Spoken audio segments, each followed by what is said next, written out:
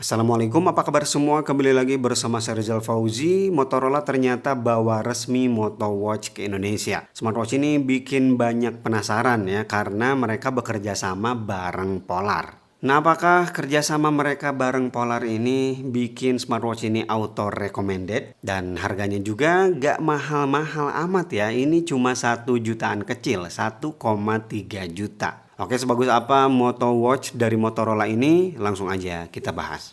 Pertama, seperti biasa kita mulai dari desain. Moto Watch menggunakan bahasa desain sporty casual. Saya bilang kayak gitu karena tampilannya memang cukup sporty, tapi untuk penggunaan harian ini gak terlalu mencolok buat olahraga. Jadi masih make sense aja tuh buat penggunaan harian. Kemudian build quality-nya juga kerasa solid, material cangkangnya dia pakai aluminium dengan finishing doff, jadi gak bakal meninggalkan bekas sidik jari.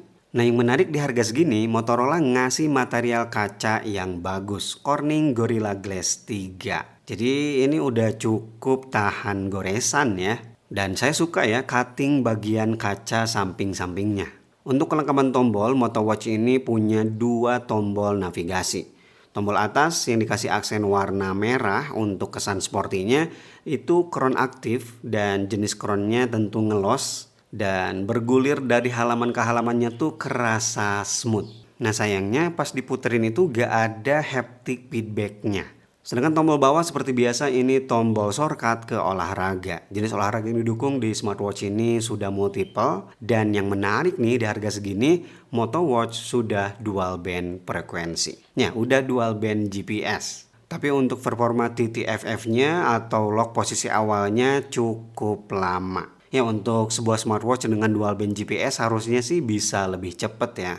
Dan untuk hasil trackingnya kalau saya bandingkan dengan Huawei perbedaannya cukup signifikan ya. Lebih banyak di GPS yang direkam oleh Moto Watch ini. Sayangnya saya nggak bisa ngasih lihat perbandingan seperti biasa karena belum bisa ambil file GPX nih. Sekarang kita lihat running UI-nya.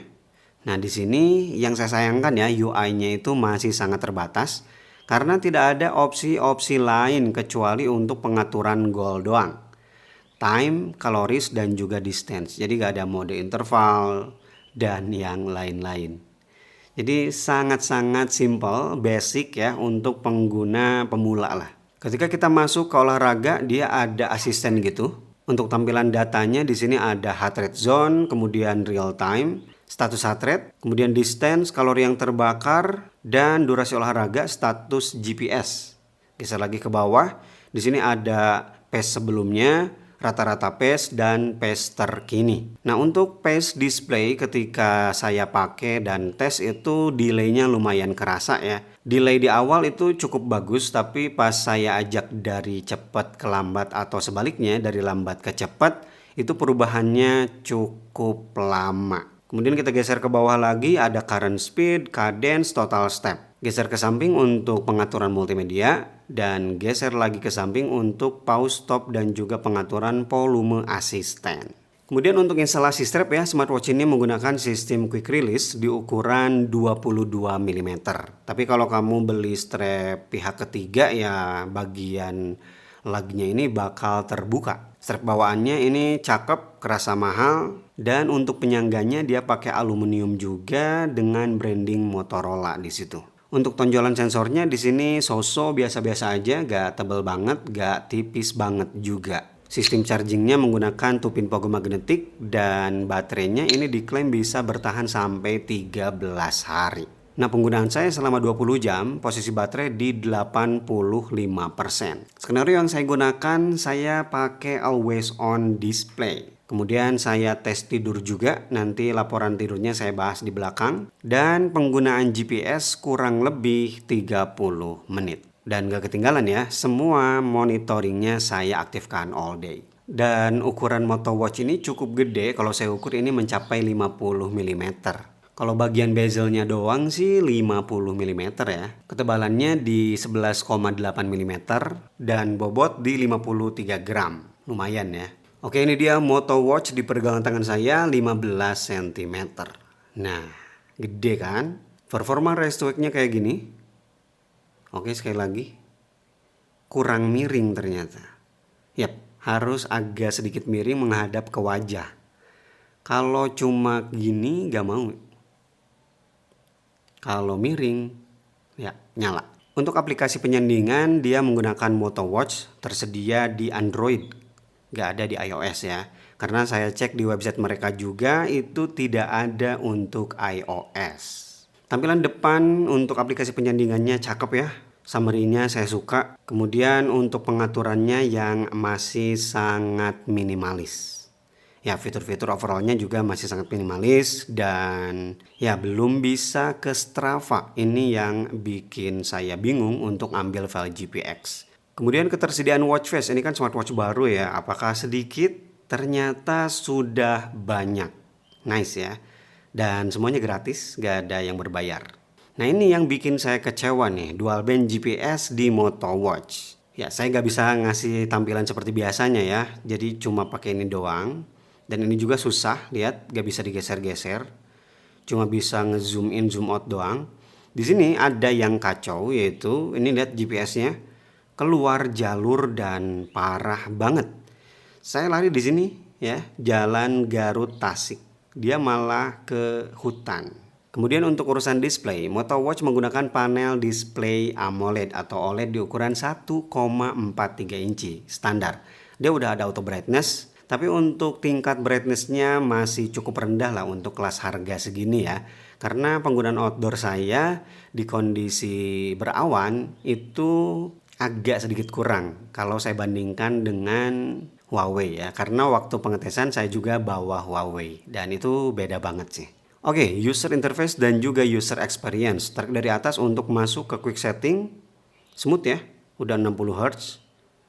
Tarik dari bawah untuk ke notifikasi. Ini notifikasi titik yang belum dibacanya di atas tadi ya. Nyap, notifikasi aman, tapi belum bisa balas pesan ya. Untuk karakter yang ditampilkan ya cukup aja sih. Dari samping kanan ini masuk ke widget atau tile ya. Smooth, saya suka sih layarnya. Ini bolak-balik nyambung. Dan tampilan menunya di sini grid kayak gini. Kalau saya cek di pengaturan sih gak ada untuk ganti tampilan menu ya. Ya experience aplikasinya masih kurang. Selanjutnya untuk harga segini MotoWatch juga udah bisa nyimpen file musik offline. Ya dia bawa storage 500 MB. Dan yang tersedia untuk musik cuma 100 MB kurang. Ya saya mau nyoba nambahin satu file audio doang nih. Ya sisanya segini. Untuk remote kamera saya coba ke Vivo gak ada respon ya. Gak terjadi apa-apa. Tapi remote kameranya di sini bisa di set 3 detik, 5 detik sampai 10 detik. Mungkin untuk Android lain bisa ya. Kemarin aja di Huawei ke Vivo ini nggak bisa. Nah untuk heart rate monitoring di smartwatch ini menarik ya. Karena untuk hariannya, kalau kamu cek di setting di sini, bisa di set real time. Ini jarang banget untuk sebuah smartwatch ya. Kalau smartwatch mungkin bisa, tapi smartwatch itu jarang. Rata-rata 6 menit atau 5 menit sekali. Kemudian untuk SPO2 berjalan dengan normal juga. Saya aktifkan all day untuk SPO2. Settingnya di sini ada alert juga ya. Notifikasi kalau SPO2-nya rendah. Dan sleep tracker. Data sleep tracker di smartwatch ini jujur lengkap banget ya. Tuh ada light sleep, REM, interruption, sleep score, poor amount, good solidity, dan lain-lain yang saya tuh baru nemuin di sini. Ada keterangan powered by Polar. Nah kalau pengen lebih jelasnya tentu di aplikasi MotoWatch-nya ya. Di sini skornya saya dapat 70, kekuatan yang cukup, interupsi, kontinuitas, pemulihan yang baik, dan tetap di bawahnya data yang disediakan oleh MotoWatch powered by Polar. Nah tapi kalau untuk heart rate nih gak ada keterangan Polar di bawahnya. Sama dengan SPO2. Gak ada keterangan Polar. Di sini juga stres gak ada keterangan Polar. Jadi Polar ikut campurnya di data ini mungkin ya. Cuma di sini di sleep trackernya. Tuh powered by Polar Sleep Plus. Dan fitur pelengkap di smartwatch ini adalah kompas. Belum ada altimeter barometer ya. Ini performa kompasnya. Oke, itu dia review saya untuk Moto Watch yang ditenagai oleh Polar. Kalau kita lihat data-data kesehatan tadi sih, Polar memang fokusnya di sleep trackernya aja. Apalagi kalau GPS tadi agak sedikit mengecewakan. Nggak tahu pengguna yang lain ya, kalau kalian kebetulan udah pakai Moto Watch, boleh juga share pengalamannya di kolom komentar ya. Terutama soal GPS yang ngaco tadi. Nah, kalau kalian tertarik nih dengan Moto Watch, boleh langsung aja ke kolom deskripsi, link pembeliannya saya sertakan di sana. Dan Rizal Puzi pamit, wassalamualaikum warahmatullahi wabarakatuh.